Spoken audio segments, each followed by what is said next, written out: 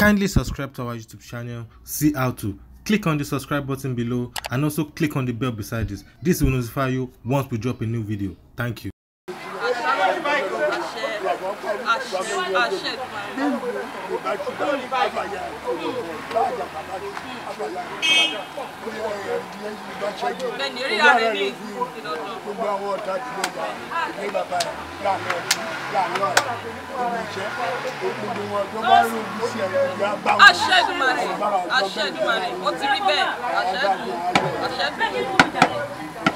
Baba, mo fẹ́ káwọn èèyàn mọ̀ pé ṣe mọ ẹ ti lè fi ọwọ́ yìí.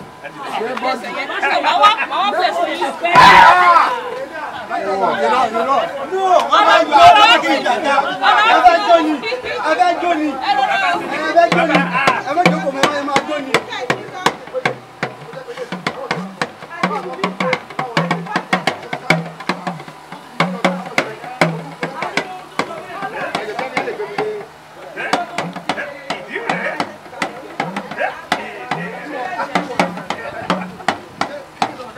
Please.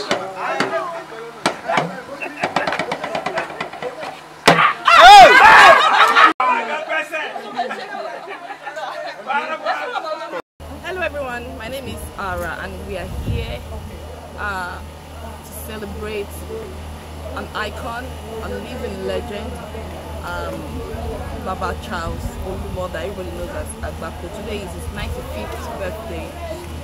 I'm so happy we're doing this. The organizer is Para. Of course, we all know that Folokadaramola Salako is the brain behind Para.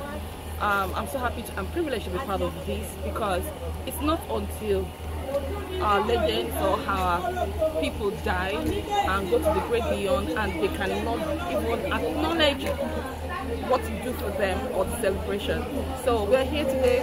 We left Lagos very early in the morning to be here. Yomifabi, Fuketi, Pataganga, a lot of people are here to celebrate Baba Charles Olumo, popularly known as Agbako, on his 95th birthday.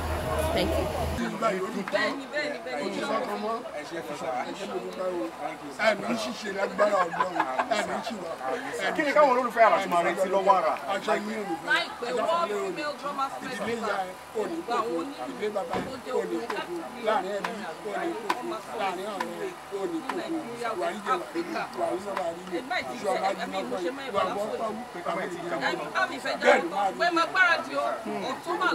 October is the month of the International Girl Child Day. My name is Yoruba, and we are here to celebrate with one of the living legends in the Nigerian movie industry, Charles Olumo, also known as Agbako. We're here to celebrate with him, felicitate him, and also showing that we love him and appreciate him.